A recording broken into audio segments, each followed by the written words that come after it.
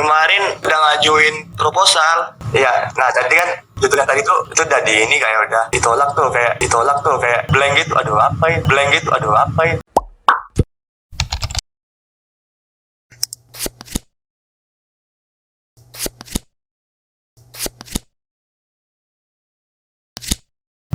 Halo, assalamualaikum kak.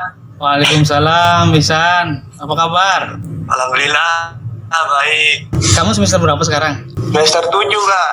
Jadi tuh kemarin udah ngajuin proposal. Iya, nah tadi kan judulnya tadi tuh itu udah di ini kayak udah ditolak tuh kayak katanya temanya udah ada yang neliti. Jadi kalau udah konsepnya udah matang, maksudnya udah ngerti tuh teorinya apa segala macam. Jadi baru kemarin malam tuh nengok YouTube KAWI kan. Jadi kayak dapat referensi terutama yang kayak masyarakat digital itu Pak, yang baru diupload kemarin beberapa minggu lalu. Tuh keren juga gitu kan. Tapi sih juga punya permasalahan gitu. Iya. Permasalahannya moral panik itu Kak di tengah gencar-gencarnya vaksinasi gitu Kak. Kepanikan masyarakat.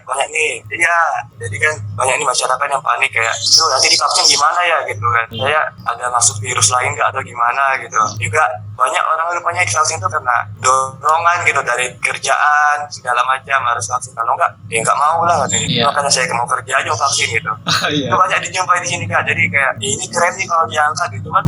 Masih bingung mau pakai apa. Masyarakat yang di sini rupanya masih kayak sebenarnya mereka tuh mau vaksin gitu, cuman karena tuntutan gitu Kak, tuntutan dari beberapa hal seperti pekerjaan, misalkan mau keluar kota, keluar daerah harus vaksin gitu. Jadi masih tanya kenapa vaksin gitu kan. Nah mereka bilang ya sebenarnya nggak mau gitu, cuman gimana lagi kalau nggak vaksin kita nggak kerja gitu.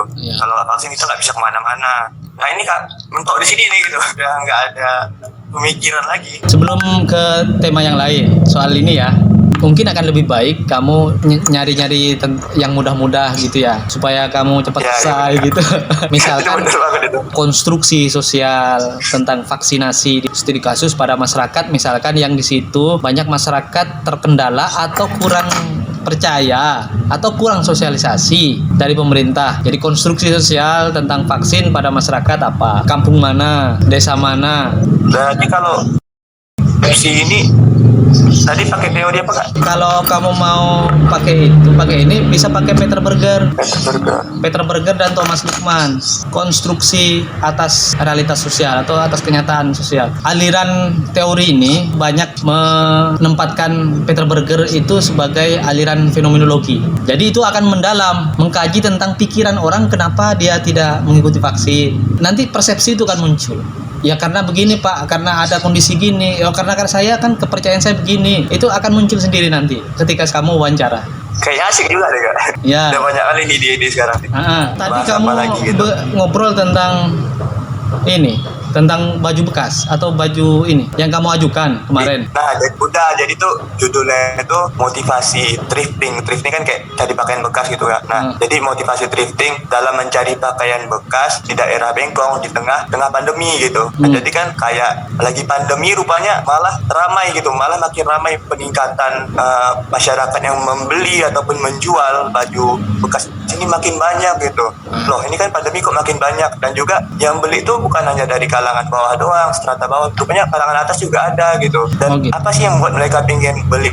Itu motivasinya apa gitu. Nah itu kemarin Jason mau ajuin, cuman alasannya gara-gara udah ada yang neliti.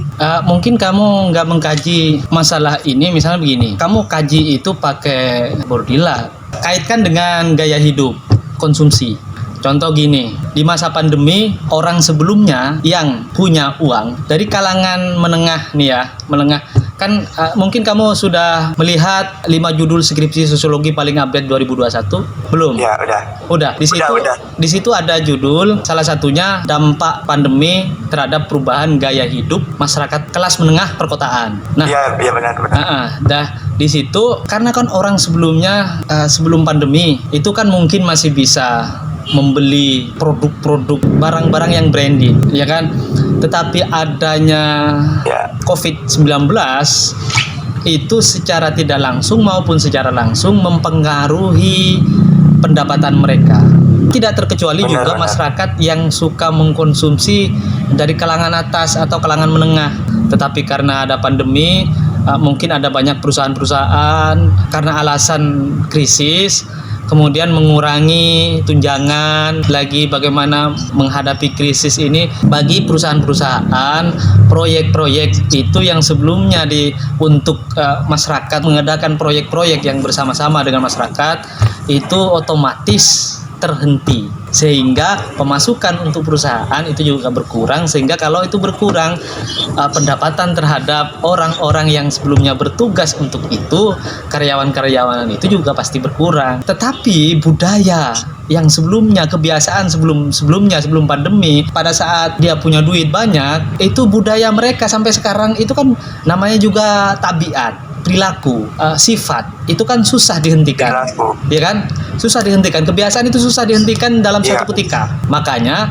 alternatifnya bisa jadi dia mencari bahan-bahan bekas yang branded. Kan ada tuh barang-barang bekas yang branded, apalagi dia dekat Singapura, dekat Malaysia kan. Nah, pasokan-pasokan kayak gitu, orang yang sebelumnya beli pakaian luar negeri yang merek tertentu, di situ kita bisa beli, tapi sekarang orang harus berhemat. Akhirnya supaya mereknya tetap sama, dipakai juga masih ini, larinya ke situ. Makanya kata kamu tadi, kok tetap rame, malah semakin rame. Iya, benar. Itu mungkin bisa dikaitkan dengan yang kayak gitu. Berarti budaya hedonisme kayak?